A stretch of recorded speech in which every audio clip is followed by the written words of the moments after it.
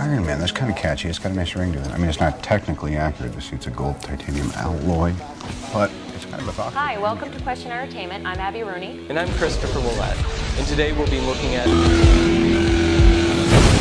Iron Man is a Marvel comic book character played by Robert Downey Jr. The story of how Tony Stark, a wealthy billionaire who owns a weapons manufacturing company, becomes a crime-fighting superhero. And the other interesting thing about this movie is that it was the first one done by Marvel Studios, where the other comic book movies were owned by Marvel Studios and then sold to another production company to make. Marvel made this movie themselves. So how was it? I thought Iron Man was a really entertaining movie. This was exciting, it was fun. The plot was very clear, very easy to follow. Robert Downey Jr. did an excellent job in this character. Essentially, he's the kind of character that has a quick response for everything. In the past, I think it would have been Humphrey Bogart or Cary Grant being able to put everybody in their place with a few short words. Always playing very high-handedly and inventing a superhero costume that allows him to fly and fight horrible bad guys.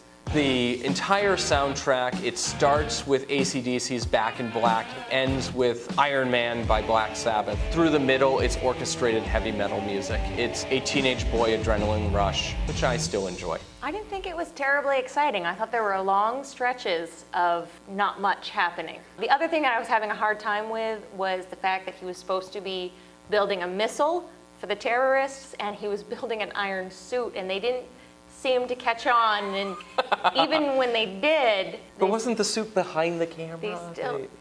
They're not very smart terrorists. So I thought that was a little silly. Though actually, one of the most brilliant things I think about Iron Man is when he's building the suit, he has it connected to a laptop computer. And all of us, because we live in this world, the most frustrating thing we can think of is waiting for a program to load and watching that stupid green bar go across your screen. They took that, and essentially the terrorists are coming, they're about to destroy everybody, and he can fend them off once his suit is loaded. So you're gonna die if that green bar doesn't get to the end of the screen, and I love that. That was exciting. It was a little piece of my own life with terrorists thrown in, and that something was nice. We can all relate to. Yeah, I was able to relate, even though I've never been in an iron suit waiting for terrorists to come in and I'm going to kill them all with my experimental guns. And I did think that Robert Downey Jr. did a really good job. I never in a million years would have cast him in a comic book movie. Even though Tony Stark's character is very much like Robert Downey Jr. Yes. I'm just not the hero type. A hero, and he pulled off both parts. Well, that was one of the things that was really great about this movie. It was about his transformation. He was a self-centered, womanizing alcoholic. In the comic book, Iron Man's an alcoholic. Here, he was just more a very heavy drinker. But he was a rotten guy who lived for himself and realized there's a whole world out there, and he did this transformation redemption really well. The thing that makes me nervous is that, like Jack Sparrow, can the character be interesting once he's redeemed? So in the sequels, will they just pretend that he never learned those lessons and bring him back to a womanizing, heavy drinking jerk? So that he can still be funny. Right, because Hollywood seems to believe we can't be entertained by a person with morals. Is it good for kids? I would say that this is not good for little kids. I think that older kids could handle some of the action because it's really well done. It's exciting without being too much.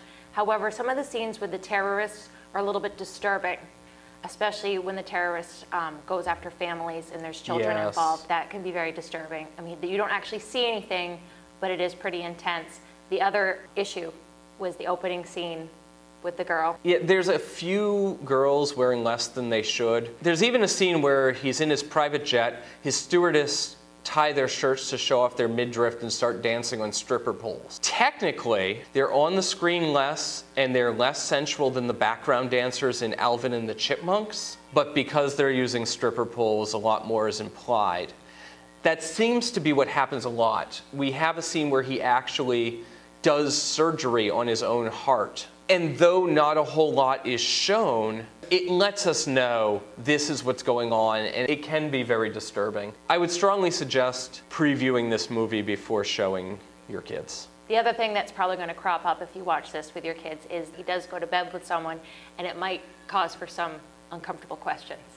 So be prepared for that. They don't actually show a bedroom scene, though they do show the woman wake up afterwards wearing nothing but Tony Stark's shirt. They seem to imply that the way he was living was wrong.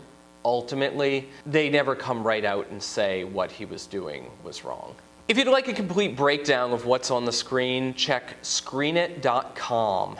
So what about spiritual issues? The Iron Man movie, like all of Marvel's recent films, does use Christian symbolism and discusses the spiritual. Tony Stark shows off a missile that can destroy an entire city. The missile is, of course, entitled Jericho. As he demonstrates it to a group of military men, he holds his arms straight out and allows the explosion to go off behind him. He does, through the story, have a definite death and rebirth experience with an actual new heart that, of course, is electronic, but we have a lot of spiritual symbolism here.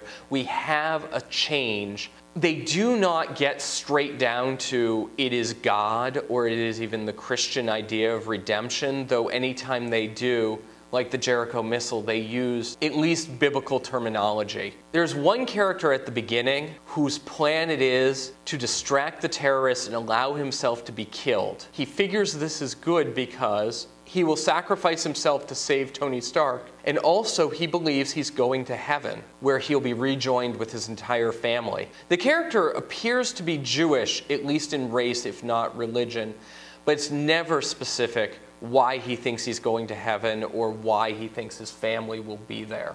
Other than that, there's just a lot of moral issues that surround womanizing, sleeping around, heavy drinking. Oh, and Tony Stark does make a reference to the gospel when leaving Caesar's palace. He quotes Jesus, I noticed that. Render unto Caesar. Right out of scripture. Yes. So this movie obviously knows the gospel is out there and takes it into account, though it's not very clear as how much it takes it seriously or just uses it as a plot device. When he does quote scripture, he's making a joke. Yes. So. And to name a missile after Jericho. Yeah. I'm not sure how far you could take that. You could have a discussion of, is he giving homage to the Bible, or is he saying, look, man-made power can do what God used to do? I don't know that the movie thought it out that far, but there is a lot to talk about. The good thing about the spiritual references in Iron Man is that unlike movies like the X-Men, where God is discussed and a New Age version of God is presented, here they're at least neutral and do not contradict the Bible. That they don't go so far as to support the Bible like they do in the Spider-Man films. There wasn't a whole lot. There wasn't much to it. There was a little bit about, transformation before and after and changing your ways. It wasn't too specific, though. Right. It leaves it open to why. It is more he had an experience, a near-death experience, and realized that what he was doing was hurting people. And that started to spread to his whole life. There are some good morals in this movie, and I like that. The target audience, mainly teenage boys, could glean some good information from this, though may not give it the right source. Yeah, there doesn't seem to be much of a link to his reason why he's changed. Right. And that can provide for a very shallow change. So what is our recommendation? I'd say it's worth the price of a rental, but not necessarily the price of a movie ticket. I thought it was an enjoyable movie. I have a hard time recommending any movie where they show women as an object in that way. It's handled well. It's very subtle compared to other movies. The other caution with Iron Man is that several other series are going to come out of this. There are going to be Iron Man sequels. Iron Man was already in the Incredible Hulk movie. And there's going to be the Avengers, which will link not only Iron Man, but Captain America, who is considered a Christian in the comic books, but Thor, who is the god come back to life. So do be aware that introducing your family to Iron Man now may be safe, but be cautious of his sequels in the continuing saga. Thanks for watching. On YouTube, please click subscribe. On our blog, please click the RSS feed. Well, did you catch the scene after the closing credits? You've been called the Da Vinci of our time. What do you say to that? Absolutely ridiculous. I don't paint. And what do you say to your other nickname, the Merchant of Death? That's not bad.